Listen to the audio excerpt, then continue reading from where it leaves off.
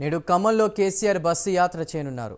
Kalvoddu, Mayuri centre, పాత bus stand, ZP centre, Yellandu cross మీదుగా శ్రీసి circle వరకు కూడా కేసీఆర్ బస్సు యాత్ర సాగనుంది. రాత్రి 7 గంటలకు జెడ్పీ సెంటర్లో కేసీఆర్ కార్నర్ మీటింగ్ కూడా నిర్వహించనున్నారు.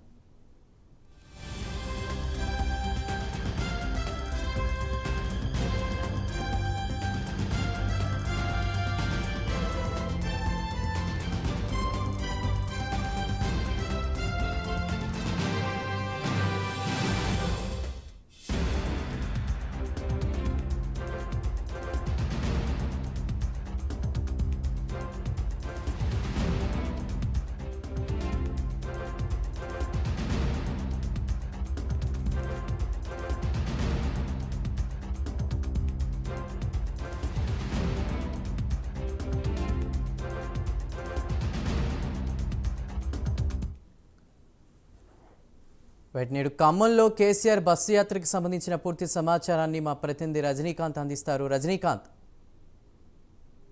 కేసీఆర్ 6వ రోజు బస్సు యాత్ర కొనసాగనుంది. ఈ రోజు సాయంత్రం 6 గంటలకు ఖమ్మం పట్టణంలోని మయూర్ సెంటర్ ప్రాంతంకు బస్సు యాత్ర ద్వారా కేసీఆర్ చేరుకుంటారు. కేసీఆర్ చేరుకున్న తర్వాత అక్కడి నుంచి ప్రజలకు అభివాదం చేసుకుంటారు. మయూర్ సెంటర్ చేరుకుంటారు. మయూర్ సెంటర్ నుంచి పాత బస్ స్టాండ్ నుంచి జెడ్పీ సెంటర్ ప్రాంతంకు చేరుకుంటారు. జెడ్పీ సెంటర్ కార్నర్ మీటింగ్ ఏర్పాటు చేశారు. జెడ్పీ సెంటర్ కార్నర్ మీటింగ్ లో దాదాపు సుమారు 20,000 మంది జన సమీకరణ చేయనున్నట్టుగా ఎంపీ అభ్యర్థి నామా నాగేశ్వరరావు కూడా ఒక పక్క ఇప్పటికే ఏర్పాట్లు కూడా పూర్తి చేశారని చెప్పారు. దాంతోపాటు ఇప్పటికే కేసీఆర్ బీఆర్ఎస్ పార్టీ ఆవిర్భవించిన తర్వాత నుంచి పార్టీ కొంత వెనుకబడిన పరిస్థితి కనబడుతుంది. ఈ నేపథ్యంలోనే అసెంబ్లీ ఎన్నికల్లో పూర్తిగా చితుకులు పడటం కారణంగా తానే స్వయంగా రంగంలో దిగిన పరిస్థితి కనబడుతుంది. ఇప్పటికే 12 సీట్ల నుంచి 14 సీట్ల వరకు గెలిపిస్తే రాబోయే ఎలక్షన్ లో కేంద్రంలో హంగు వచ్చే పరిస్థితి. హంగు వస్తే మనమే కీలకంగా ఉంటూ మాత్రానికి ప్రజలకు దిశానిర్దేశం చేస్తున్నాడు. ఇప్పటికే ఒక పక్క కాంగ్రెస్ పార్టీ అధికారంలోకి వచ్చి 4 నెలల కాలంలో ఒక పక్క నీతి ఎత్తడి, దాంతో పాటుగా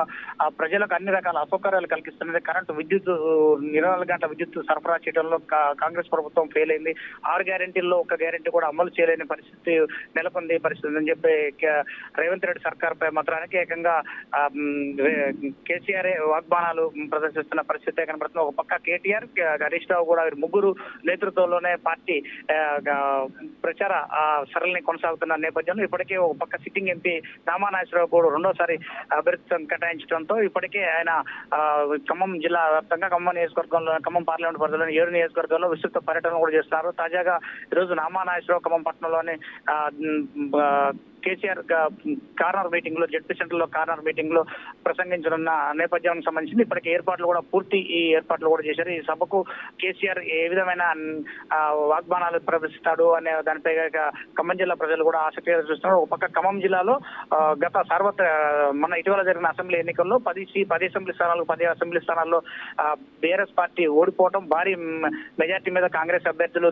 కాంగ్రెస్ ఎమ్మెల్యేలు గెలుపొందడంతో మొదట కేసీఆర్ వైఖరి ఏ విధంగా, ఆయన ప్రసంగం ఏ విధంగా ఉండబోతున్నట్టు ఖమ్మం జిల్లా ప్రజలు కూడా ఆసక్తిగా గమనిస్తున్న పరిస్థితి కనబడుతుంది. మరోపక్క ఇండియా కూటమిలో భాగంగా కమ్యూనిస్ట్ పార్టీలు కూడా ఇక్కడ ఖమ్మం జిల్లా కేంద్రంగా బలంగా ఉన్నారు. వీరంతా సిపిఐ, సిపిఎం తో పాటు వీరంతా కూడా కాంగ్రెస్ పార్టీకి పూర్తిగా మద్దతు తెలిపిన పరిస్థితి ఏర్పడుతుంది. మహాకూటమిలో భాగంగా ఇక్కడ కాంగ్రెస్ పార్టీకి బహిరంగ ప్రచారం చేస్తున్న నేపథ్యంలో కమ్యూనిస్టులపై ఏ విధమైన వైఖరి ప్రదర్శిస్తారు అనే దానిపై కూడా, కేసీఆర్ ప్రసంగం ఎలా ఉంటుందనే దానిపై కూడా ఖమ్మం జిల్లా ప్రజలు ఆసక్తిగా గమనిస్తున్న పరిస్థితి. మరోపక్క ఇప్పటికే కేంద్రంలో హంగు వస్తుందంటూ కేసీఆర్ నిన్న తాజాగా బస్సు యాత్రలో భాగంగా 5వ రోజు బస్సు యాత్రలో భాగంగా బాంబు పేల్చిన పరిస్థితి ఏర్పడుతుంది. ఈ నేపథ్యంలో ప్రజలు కూడా డైలమాలో పడుతున్నారా అనే నేపథ్యం కూడా కనిపిస్తున్న పరిస్థితిని.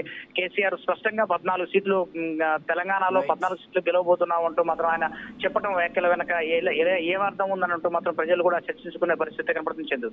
Right Rajinikanth, thank you.